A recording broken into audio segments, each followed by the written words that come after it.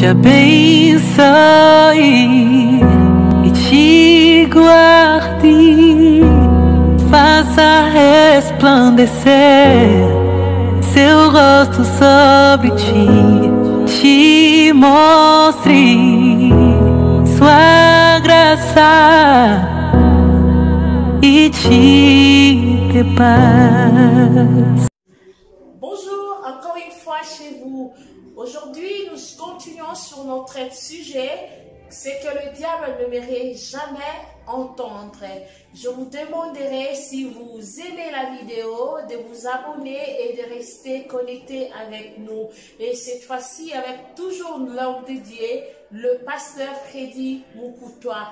Bien aimé, je vous demanderai de rester vraiment, d'écouter ces messages jusqu'à la fin et vous ne serez jamais dessus. Que Dieu vous bénisse et je vous aime. Bonjour chers internautes, chers téléspectateurs de la chaîne Andi Kalenga TV. Comme promis, nous voici avec pasteur Freddy Moukoutoua. Bonjour pasteur. Bonjour madame. Comment vous allez? Dieu nous fait grâce. Merci beaucoup chers amis. Nous vous avons promis que nous serons là avec ce deuxième sujet. Nous avons promis que nous allons lire la parole de Dieu. Et voilà, nous sommes dans Genèse 3. Nous voulons lire ensemble avec vous Genèse 3, le verset 15. C'est le verset capital sur lequel nous allons traiter. Mais du moins, nous commençons dès le début pour que nous puissions mieux cerner et comprendre le sujet. Genèse 3, le verset 1er dit ceci. Les serpents étaient les plus rusés de tous les animaux des champs que l'Éternel Dieu avait fait. Il dit à la femme, Dieu a-t-il réellement dit, vous ne mangerez pas de tous les arbres du jardin? La femme répondit au serpent, nous mangeons du fruit des arbres du jardin, mais quant au fruit de l'arbre qui est au milieu du jardin, vous retenez l'arbre qui est au milieu. Dieu a dit, vous n'en mangerez point et vous n'y toucherez point, et de peur que vous ne mouriez. Alors le serpent dit à la femme, vous ne mourrez point, mais Dieu sait que le jour où vous en mangerez, vos yeux s'ouvriront et que vous serez comme des dieux, connaissant les biens et les mal. Vous retenez également connaissance du bien et du mal, et en haut vous retenez ce que la femme a dit. Verset 6, la femme vit que l'arbre était bon à manger et agréable à la vue, et qu'il était précieux pour ouvrir l'intelligence. Elle prit de son fruit et en mangea. Elle en donna aussi à son mari qui était auprès d'elle, et il en mangea. Les yeux de l'un et de l'autre s'ouvrirent. Ils connurent qu'ils étaient nus, et ayant cousu des feuilles de figuier, ils s'en firent des ceintures. Alors ils entendirent la voix de l'Éternel, Dieu, qui parcourait les jardins vers le soir, et l'homme et sa femme se cachèrent loin de la face de l'Éternel Dieu, au milieu des arbres du jardin. Mais l'Éternel Dieu appela l'homme et lui dit, où es-tu? Il répondit, j'ai entendu ta voix dans les jardins, et j'ai eu peur, parce que je suis nu, et je me suis caché. Et l'Éternel Dieu dit, qui t'a appris que tu es nu? Est-ce que tu as mangé de l'arbre dont je t'avais défendu de manger? L'homme répondit, la femme que tu as mise auprès de moi m'a donné de l'arbre et j'en ai mangé. Et l'Éternel Dieu dit à la femme, pourquoi as-tu fait cela? La femme répondit, le serpent m'a séduite et j'en ai mangé. L'Éternel Dieu dit au serpent, puisque tu as fait cela, tu seras maudit entre tous les bétails et entre tous les animaux des champs. Tu marcheras sur ton ventre et tu mangeras de la poussière tous les jours de ta vie. Je mettrai inimitié entre toi et la femme, entre ta postérité et la postérité, et sa postérité, et celle-ci t'écrasera la tête et tu lui blesseras le talon. On peut s'arrêter là avec notre lecture.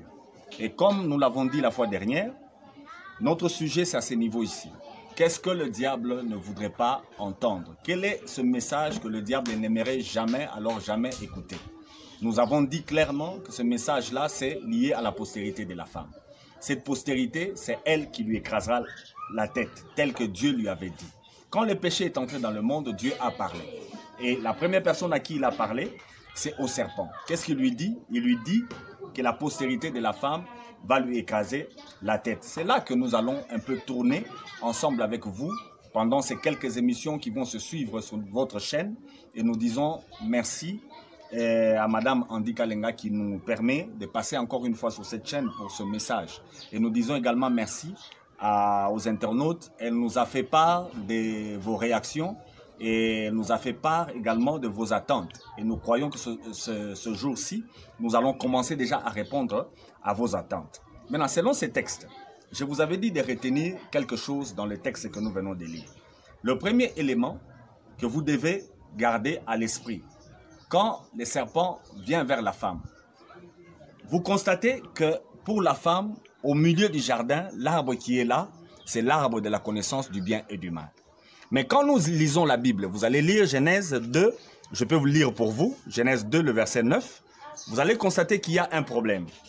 Ce que la femme considère comme le milieu n'est pas réellement ce que Dieu considère comme le milieu. Lisons ensemble Genèse 2, le verset 9, vous allez vous-même suivre. La femme dit qu'au milieu, il y a l'arbre de la connaissance du bien et du mal. Mais Genèse 2, 9 dit ceci, « L'Éternel Dieu fit pousser du sol des arbres et de toute espèce, agréable à voir et bon à manger. Et l'arbre de la vie au milieu du jardin. Et l'arbre de la connaissance du bien et du mal. » Donc pour l'Éternel, au milieu du jardin, c'est l'arbre de la vie. Mais pour la femme, au milieu du jardin, c'est l'arbre de la connaissance du bien et du mal. C'est là déjà qu'il se pose un problème. Ce que nous mettons au milieu de notre vie n'est pas nécessairement ce que Dieu met au milieu de notre vie. Et qu'est-ce que le diable veut que nous puissions dire ou bien de quoi nous voulons parler? Le diable voudrait bien qu'au milieu nous mettions la connaissance du bien et du mal. Et même à ces niveaux-là, il y a un autre problème qui va se poser. Quand Dieu parle à la femme, et quand la femme parle au serpent, elle dit au serpent une chose grave encore. Quand le serpent lui dit, est-ce que Dieu a-t-il dit vous ne mangerez? Elle dit, nous mangeons de tous les fruits de tous les arbres, sauf de l'arbre qui est au milieu. Là, Dieu nous a interdit. Non seulement de manger, mais elle a ajouté de toucher. Un autre problème c'est clair. Quand Dieu a parlé à Adam, Dieu n'a jamais interdit de toucher à l'arbre de la connaissance du bien et du mal. Dieu n'a jamais dit ça.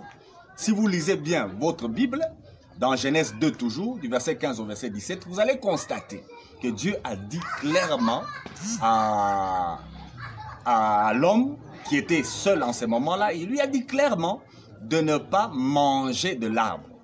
Il n'a pas interdit de toucher. Mais la femme, quand il parle au serpent, elle est claire. Elle dit, Dieu a interdit non seulement de manger, mais il a également interdit de toucher. Et un problème s'est créé directement à ce niveau-là. Nous allons comprendre une chose qui s'est créée à ce niveau-là. Qui a dit à la femme de ne pas toucher à l'arbre? Qui lui a interdit d'y toucher? C'est clair, ça n'a pu qu'être Adam. Adam était seul quand Dieu a parlé. Et quand Dieu lui a parlé, et lui, en transmettant à Ève, il change le message, il met l'interdiction de toucher à l'arbre. Et c'est là que s'est créé un problème. Et mon message, à partir de ce jour jusqu'à la fin, quand nous parlons de la postérité de la femme, j'aimerais, peuple de Dieu, vous ramener à une connaissance, j'aimerais vous ramener à la révélation du Fils de Dieu, j'aimerais vous ramener à cette connaissance qui va vous rapprocher de votre salut.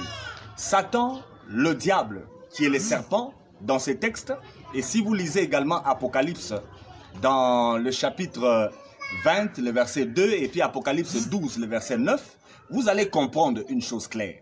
Les serpents anciens, c'est effectivement Satan et les diables. Satan veut juste dire adversaire, et diable veut dire accusateur ou bien calomniateur. Le serpent qui est ici, les serpents dont on parle dans ce texte, c'est effectivement le diable, c'est effectivement Satan dont on parle. Et Satan est au courant, dès que le péché est entré, que la femme aura un enfant et que cet enfant-là va lui écraser la tête. Maintenant, il y a un problème. La postérité de la femme. Nous l'avons déjà dit, c'est Jésus-Christ. Et nous allons le démontrer dans ces émissions qui vont suivre que la postérité de la femme, c'est Jésus. Et la Bible l'atteste clairement. Il n'y a pas une autre postérité, c'est seulement Jésus. Mais pourquoi la postérité de la femme et non la postérité de l'homme?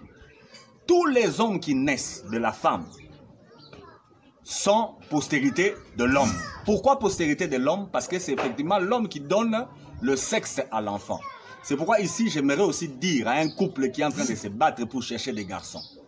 Le mari peut fuir même la femme pour aller chercher des garçons. J'aimerais vous dire, c'est l'homme qui fixe le sexe de l'enfant.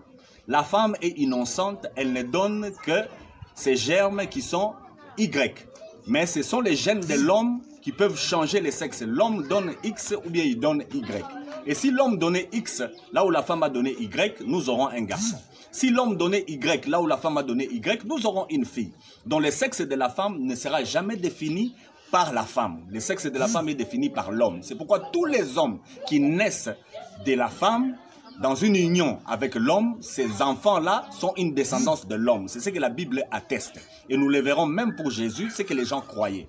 Quand on dit de Jésus qu'il est descendant d'Abraham, quand on dit de Jésus qu'il est descendant de David, quand on dit de Jésus qu'il est descendant d'Adam, c'est parce qu'on croyait que Jésus avait une relation avec Joseph, le mari, pardon, l'époux de Marie qui est sa mère. Or, la promesse de Dieu est liée à une postérité, c'est la postérité de la femme. Et c'est à ce niveau-là que notre sujet va évoluer. Mais avant d'arriver là-bas, je reviens à ce que j'étais en train de vous dire. Comment Ève a été informée qu'on ne peut pas toucher à l'arbre? La personne qui a parlé à Ève, vous la connaissez très bien, c'est Adam. Qu'est-ce que Adam a dit? Adam a changé ce que Dieu avait dit. Dieu avait dit de ne pas manger. Adam a ajouté, non seulement qu'il ne faut pas manger, mais il ne faut pas non plus toucher. Et c'est à ce niveau-là que je vous dirai clairement que le tentateur n'a pas commencé à tenter Ève. Il a également tenté Adam. Et en tentant Adam, Adam a plu au tentateur en faisant quoi? En ajoutant à la parole. Parce que pour Adam, il pensait qu'en interdisant à Ève de toucher à l'arbre, il faisait quelque chose de bien. Dieu dit ceci dans le proverbe. N'ajoutez rien à ces paroles. Sinon, vous allez passer pour menteur et il vous confondra. Et les messages qui circulent dans le monde aujourd'hui, ce sont des messages où on ajoute à l'évangile autre chose. Tout ajout à l'évangile détruit également l'évangile. Un peu de levain va faire lever toute la pâte, dit l'écriture. Donc si tu ajoutes à l'évangile quelque chose, sache-le que l'évangile est totalement détruit. L'évangile, la bonne nouvelle, c'est la postérité de la femme. Il faut parler de Jésus.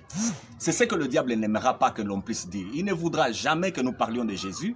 Il voudra que même si on parle de Jésus, qu'on ajoute quand même quelque chose. Qu'on dise quand même que l'homme a quelque chose à faire. Non seulement il ne faut pas manger les fruits, mais il ne faut pas toucher à l'arbre. Je vous dis, si la femme avait touché à l'arbre, il n'y aurait jamais eu de problème.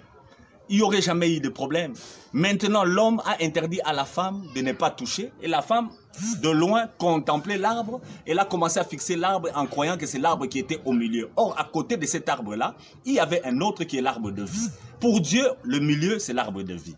Mais pour l'homme, le milieu, c'est l'arbre de la connaissance du bien et du mal. C'est ce qui se passe jusqu'aujourd'hui. Pour l'homme, le milieu de la vie, c'est la loi. Et pour Dieu, le milieu de la vie, c'est la grâce. Dieu veut sauver le monde par la grâce, mais l'homme veut être sauvé par la loi. Vous voyez les choses, comment ça se passe. Or, le Dieu qui a donné les deux arbres, c'est-à-dire la connaissance du bien et du mal, et la vie, c'est Dieu-là, en donnant ces deux arbres, il a déclaré que cela était très bon. Donc pour Dieu, et la loi, et la grâce, ce n'est pas mauvais, mais seulement il faut connaître les buts de la loi. La loi a été donnée pour nous aider à aller vers la postérité. C'est pourquoi si le serpent était quelqu'un qui connaissait, parce que beaucoup de gens disent que le serpent connaît. Beaucoup de gens disent que le diable a de la connaissance, il connaît tout, le diable n'est pas omniscient, il y a des choses qu'il ignore. S'il savait, il n'allait jamais tenter la femme. Il allait continuer à tenter l'homme. Parce que l'homme, en le tentant, l'homme s'est interdit même de toucher à l'arbre. Il ne pouvait même pas regarder l'arbre, il ne l'approchait même pas. Alors si le diable continue à tenter l'homme, jusqu'à aujourd'hui, le péché ne serait jamais entré. L'erreur du diable, c'est quand il est aussi allé tenter la femme. Et l'avantage de la femme, c'est laquelle? La femme est totalement innocente. C'est lui qui lui a donné l'information liée à l'arbre, avait déjà menti. Donc Adam est le premier menteur dans le monde des deux humains. Il a menti à la femme, il a dit à la femme ce que Dieu n'avait pas dit. Et à cause de son mensonge, il a approché le diable. Si vous ajoutez quelque chose à la parole de Dieu, la personne que vous ajoutez, c'est le diable qui va s'approcher. Gardons la parole de Dieu pure. Gardons la parole de Dieu saine. C'est pourquoi nous parlons de la saine doctrine. La postérité de la femme qui est Jésus-Christ n'a pas besoin que vous ajoutiez quelque chose. Jésus a tout fait. Il se suffit à lui-même. Et avec ces émissions, nous allons vous mettre la clarté, nous allons vous aider ensemble à comprendre tout ce que Jésus a fait. Quand nous voulons parler de la postérité de la femme bien-aimée, nous voulons juste vous aider à savoir qui il est, d'où il vient, qu'est-ce qu'il a fait, pourquoi il est venu, comment a-t-il fait ces choses. Nous allons vous donner toutes ces choses-là et vous allez comprendre toute la vérité liée à la postérité de la femme. Et c'est ce que l'ennemi ne voudra jamais, alors jamais écouter.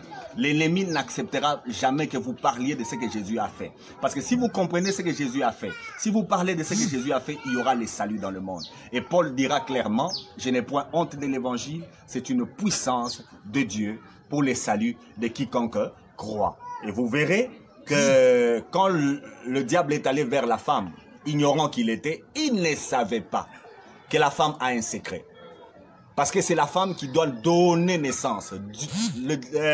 Adam a appelé sa femme Ève parce qu'elle est la mère de tous les hommes. C'est la femme qui donne naissance. Comme c'est la femme qui donne naissance, en tentant la femme, le diable s'est piégé lui-même. Parce qu'il a donné espace à ce que la postérité de la femme puisse venir dans le monde et que la postérité de la femme puisse lui écraser la tête. C'est lui qui a ouvert la brèche. Et voilà, je vous convie à nous attendre à notre deuxième partie. Soyez encore là. Nous allons traiter ensemble de ce sujet. Je vous remercie, madame. Merci, pasteur. Merci beaucoup.